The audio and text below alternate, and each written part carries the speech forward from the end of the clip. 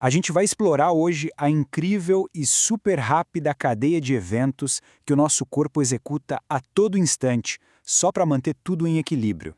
É, literalmente, uma dança invisível que nos mantém vivos. Bom, tudo começa com uma pergunta bem simples, que todo mundo já deve ter se feito alguma vez. Sentir frio e começar a tremer, ou sentir calor e começar a suar, são reações tão automáticas, né? A gente raramente para pensar na engenharia complexa que está por trás disso. E a resposta está aqui, numa região bem pequena, mas extremamente poderosa do nosso cérebro. O hipotálamo, ele é tipo o centro de comando, o termostato central que monitora a nossa temperatura o tempo todo e toma decisões para nos manter na faixa ideal. Ok? Então vamos mergulhar nisso. Para começar, vamos entender a estratégia geral do corpo para controlar a temperatura. Pensa nisso como um jogo constante de equilíbrio entre gerar calor e perder calor. Basicamente, o corpo tem duas táticas principais. Para gerar calor, no que a gente chama de termogênese, ele aperta os vasos sanguíneos da pele, é por isso que a gente fica pálido, nos faz tremer com contrações musculares bem rápidas e ainda acelera o metabolismo. Agora, para perder calor, na termólise, ele faz o exato oposto. Ele dilata os vasos, o que deixa a pele avermelhada, e aciona o suor, usando a evaporação para resfriar o corpo. Certo, a gente entendeu o que acontece, mas a verdadeira mágica está no como. Como é que um comando viaja lá do cérebro até um músculo específico numa fração de segundo? Essa pergunta nos leva para um nível muito mais profundo, o da comunicação entre as células. É aqui que a gente explora o incrível sistema de mensagens do corpo. É como se fosse uma internet biológica, sabe? Com diferentes formas de enviar mensagens para diferentes objetivos.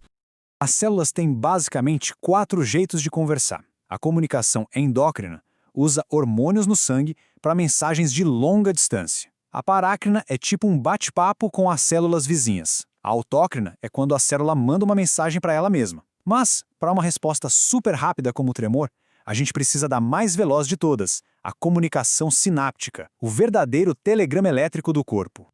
E é aqui que a coisa fica eletrizante, literalmente. Vamos focar agora nesse telegrama de alta velocidade que é conhecido como potencial de ação. É o impulso nervoso que carrega os comandos de forma quase instantânea. Antes de qualquer sinal ser enviado, a célula nervosa, o neurônio, precisa estar num estado de prontidão. É o chamado potencial de repouso. A célula mantém uma carga elétrica negativa por dentro de mais ou menos 70 milivolts negativos, como se fosse uma bateria carregada, só esperando o gatilho para disparar. E como essa bateria se mantém carregada? O principal responsável é uma proteína incrível chamada bomba de sódio-potássio.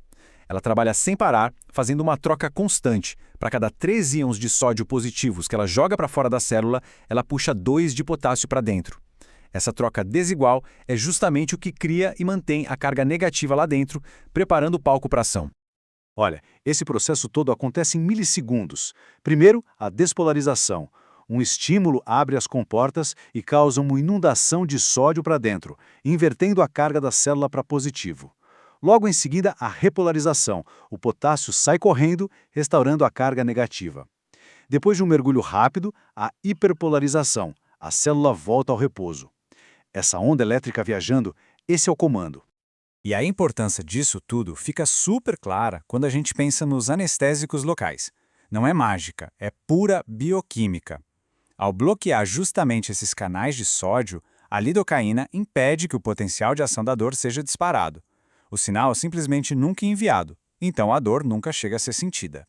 Ok, então o telegrama elétrico viajou pelo nervo e chegou no seu destino, seja um músculo ou uma glândula de suor. Mas como essa mensagem elétrica se transforma numa contração muscular ou na liberação de suor? A resposta para isso está na fronteira da célula, a sua membrana. Vamos então para a próxima etapa e ver como as células gerenciam o tráfego em suas fronteiras. A membrana da célula é tipo um porteiro de prédio super sofisticado que decide o que entra, o que sai e como tudo isso acontece. Existem alguns métodos principais para isso. A difusão, tanto a simples quanto a facilitada, é um transporte passivo, é como rolar ladeira abaixo, não gasta energia. Já o transporte ativo, como aquela bomba de sódio e potássio que a gente já viu, exige energia para mover substâncias ladeira acima, ou seja, contra a tendência natural delas. Agora vamos focar numa das coisas mais importantes que atravessam essa membrana, a água. A osmose é o princípio fundamental que governa o equilíbrio de água em cada uma das nossas células. É simples, a água sempre se move para onde tem mais coisas dissolvidas, numa tentativa de diluir aquela área mais concentrada.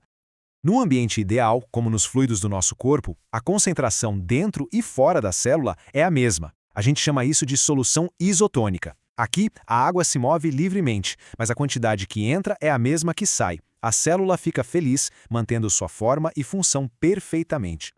Mas e se o fluido fora da célula for menos concentrado? Aí temos uma solução hipotônica. A água corre para dentro da célula para tentar equilibrar as coisas. Isso faz a célula inchar como um balão e, em alguns casos, como numa célula vermelha do sangue, ela pode até estourar.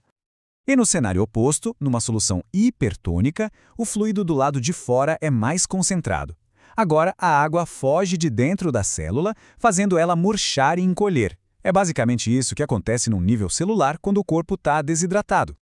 E assim a gente chega na conclusão, onde todos esses pontos se conectam. De um simples comando no hipotálamo, passando por um telegrama elétrico e pelo movimento da água, tudo isso tem implicações gigantescas para a nossa saúde.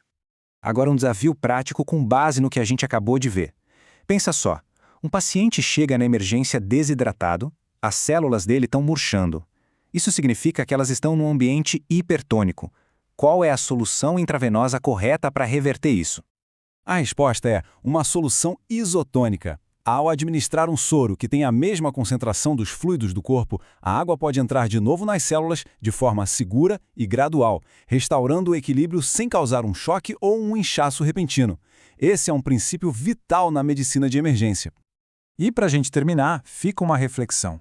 Desde tremer de frio, até sentir uma dor ou ter um pensamento, tudo se resume a esses mecanismos elétricos e químicos.